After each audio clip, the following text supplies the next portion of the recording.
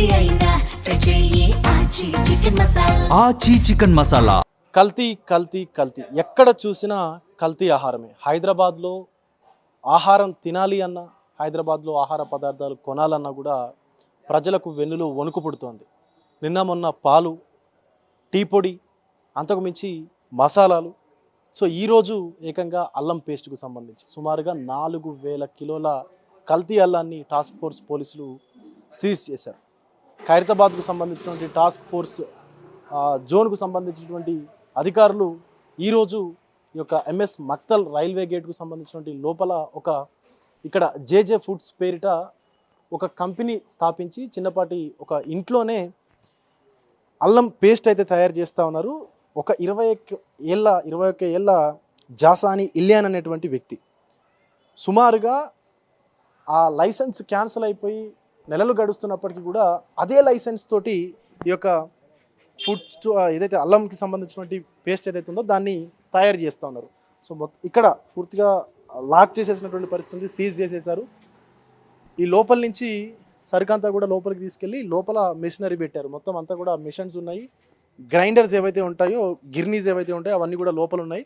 So ఒక్కసారి లోపలికి వెళ్ళి చూసేటువంటి ప్రయత్నం చేద్దాము. మొత్తం అసలు లోపల ఉన్నటువంటిది ఇది కనిపించకుండా మెష్ టైప్ అదంతా కూడా వేసి కిటికీలకి అద్దాలకి ఏమీ కనిపించకుండా అయితే మొత్తం జాగ్రత్తగా పడ్డాడు.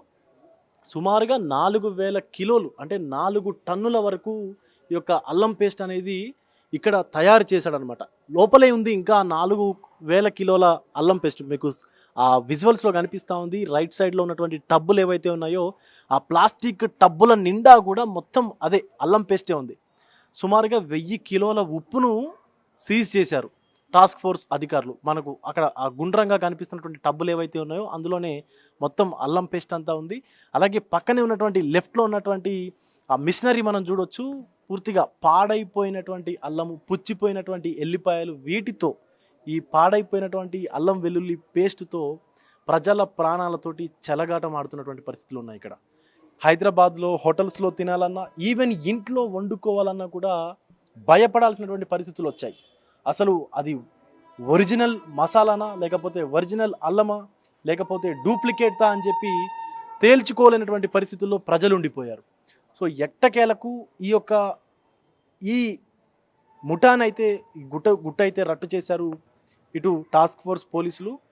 అలాగే ఫసీకి సంబంధించినటువంటి లైసెన్స్ ఎక్స్పైర్ అయిపోయినా కూడా ఇంకా కూడా అదే లైసెన్స్ పైన చలామణి అవుతూ సుమారుగా ఇక్కడ ఉన్నటువంటి హోటళ్ళు, కిరాణా షాపులకు సంబంధించి వందలాది కిరాణా షాపులు, పదుల సంఖ్యలో పెద్ద పెద్ద హోటళ్లకు కూడా ఇక్కడ జాసాని ఇలియాన్ ఈ యొక్క అల్లం వెల్లుల్లి పేస్ట్ని సరఫరా చేశాడు. అలాగే గ్రైండింగ్ మిషన్లు ఏవైతే కనిపిస్తున్నాయో పెద్ద పెద్ద గ్రైండింగ్ మిషన్లని లోపలనే ఏర్పాటు చేసుకొని ఈ అల్లం వెల్లుల్లి పేస్ట్ తయారు చేస్తూ ప్రజల ప్రాణాలతోని ఆడుకుంటా ఉన్నాడు.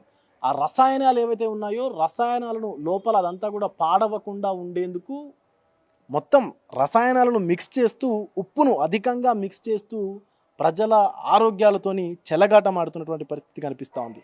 సో ఇప్పటికే ఈ గ్రైండింగ్ మిషన్లను అలాగే ఆ రసాయనాలను సుమారుగా లోపల ఉన్నటువంటి 4000 కిలోల అల్లాన్ని కూడా భారీ మొత్తంగా ఉన్నటువంటి అల్లాన్ని కూడా పూర్తిగా అధికారులు అయితే సీజ్ చేసినటువంటి పరిస్థితి ఉంది.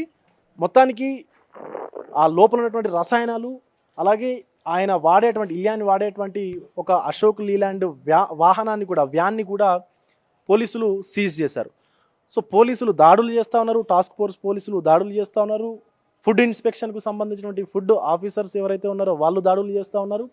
కానీ ఈ యొక్క ముఠాలు మాత్రం, నకిలీ ముఠాలు మాత్రము అంతమవ్వట్లేదు. రోజుకొక రూపంగా వాళ్ళు తయారవుతూ ఉన్నారు. అలాగే ప్రజలకు హాని కలిగించేలాగా నాసీ రకపు ఆహార పదార్థాలను తయారు చేస్తూ, నకిలీ ఆహార పదార్థాలను తయారు చేస్తూ లక్షలాది రూపాయలు, కోట్లాది రూపాయలు సంపాదిస్తూ ప్రజల ప్రాణాలను ప్రమాదంలోకి నెట్టేస్తూ ఉన్నారు. సో వీటిపైన పోలీసులు మరింత ఫోకస్ పెట్టాల్సినటువంటి అవసరం ఉంది. ఖచ్చితంగా ప్రజల ప్రాణాలను ఇలాంటి వారి చేతుల నుంచి రక్షించాల్సినటువంటి అవసరం కూడా ఉంది. సో వీడియో జర్నలిస్టు సురేష్తో విజయ్, బిగ్ టీవీ, ఖైరతాబాద్ నుండి.